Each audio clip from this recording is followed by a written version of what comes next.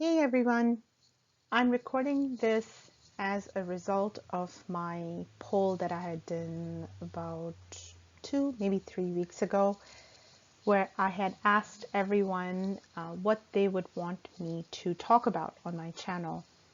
And I only had one person who voted on my poll, and I would like to thank you, Bonnie, for doing that. And since it seems to be that you're the only one paying any attention to my channel and you wanted me to talk about small business and how to get started and how to work a small business as a creative professional, I thought I would go ahead and do that. So I want to begin with a story. Actually, it happened today, and I had gone to my local Barnes and Nobles. I was looking through some magazines, just trying to kind of relax a little bit and get inspired. And there's actually a magazine that I really, really love looking through. There's quite a few actually, but this one I really love looking through because it's all about other artists, creative individuals. I'll say creative individuals because when I say artists, a lot of people think I'm just talking about people who paint or draw.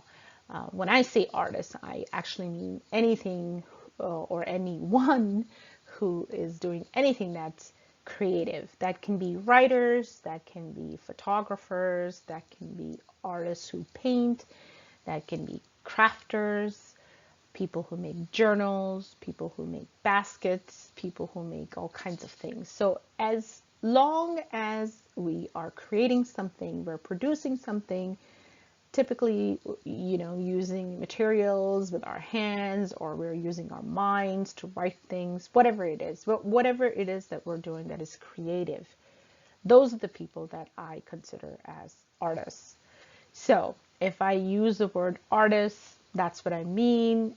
I'll try my best to say creative because that may be a little bit more understandable to other people who are coming to this channel, hopefully to watch what I'm talking about. So without further ado, I was flipping through this magazine that I enjoy looking at, and it had tons of different artists working in their beautiful studio spaces. I'm talking about beautiful, magnificent, almost the size of a house for some of them, okay? Beautiful, clean walls, clean flooring, everything is organized in order.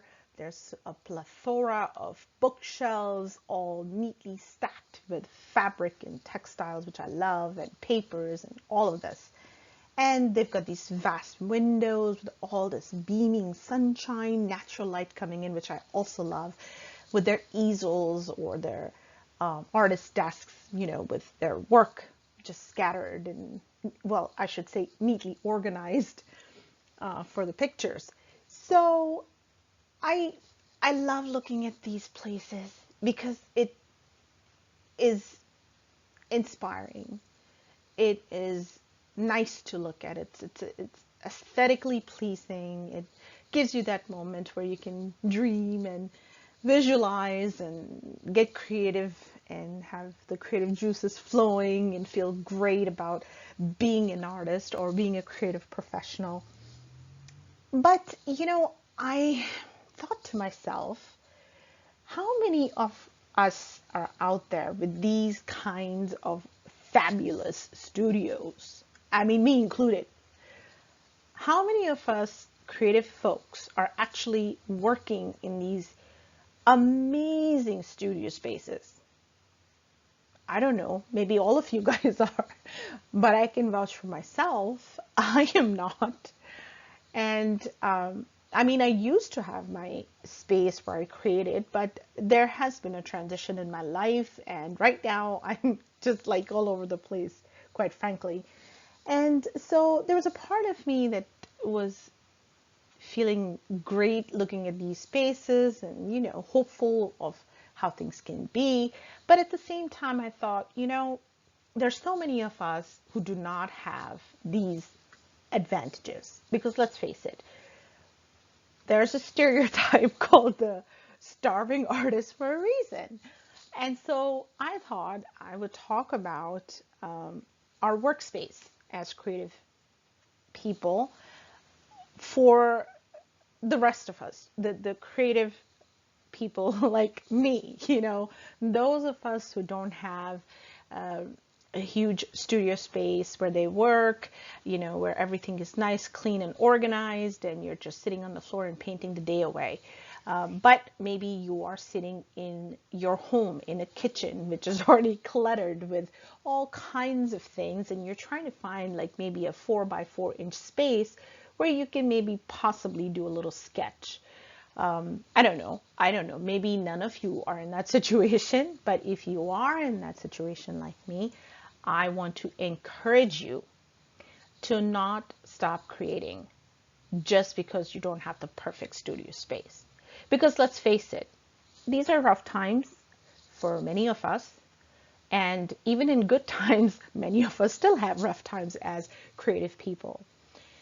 But that should not be the reason that you stop creating or don't create at all or don't even begin creating because you're restricted in your space or you're restricted in your funds or you're restricted in your ability to do anything physically because of an illness or whatever problems you may be facing in life.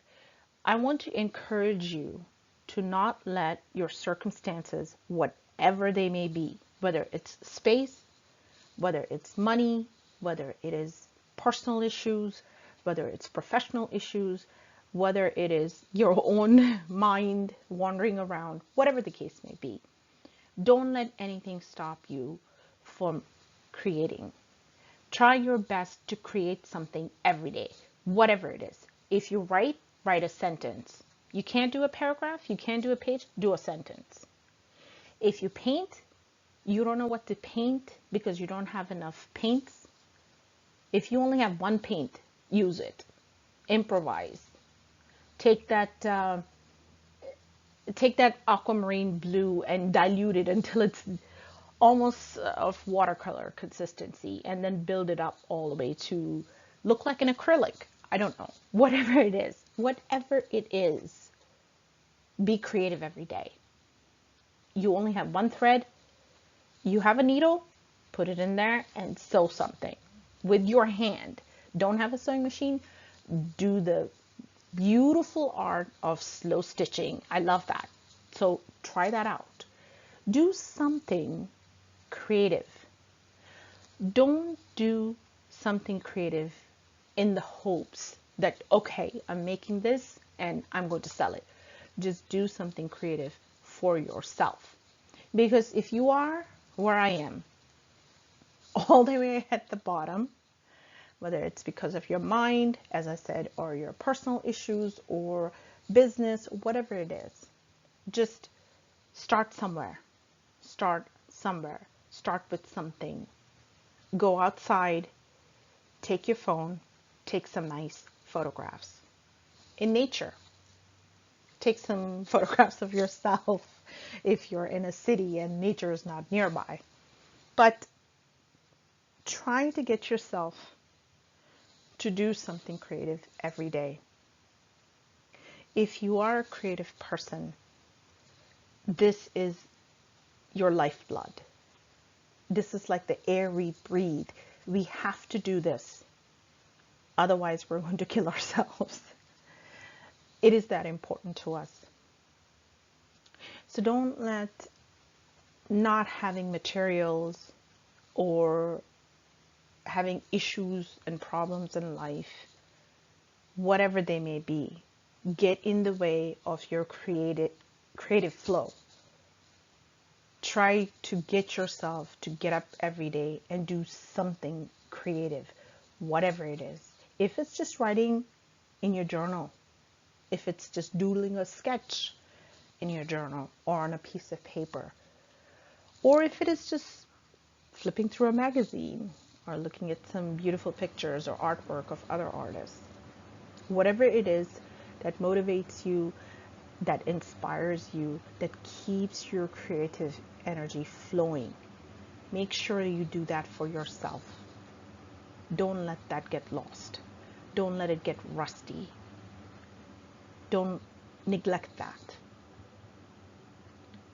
So, having said all of that, I hope that every one of you is able to have that beautiful dream studio one day with all the supplies in the world at your fingertips, and that you're creating art, whatever art it is, whatever you're creating, with a passion and zest, and all of your work is out there in the market and it's selling and it's working beautifully for you. But if you're not there yet, believe in it. Believe in your dream and keep working. If all you can do right now is work at your kitchen table, work on it. If all you can do right now is sit on the floor and make something, sit on that floor. If all you can do right now is be at a coffee shop writing something, go to the coffee shop and write something. If all you can do is sit under a tree and create something, then sit under that tree. Just keep creating and keep moving forward. Keep doing that. Don't let that dream go. Thank you for listening to me, guys. If you liked what I said here, please comment on this video and let me know what you think. Please let me know if you want me to continue to create this kind of content. And if you didn't like it, that's okay too. I would appreciate that you wouldn't be too harsh or critical, but it's okay. I am the queen of rejections. I can handle it, not a problem. But I wish you all the best. I wish you all the success. I hope you'll stick with me, and I hope that I can continue to make some good quality content that will be encouraging, motivating, helpful to you, because I want to help you. Thank you again, and thank you for being with me.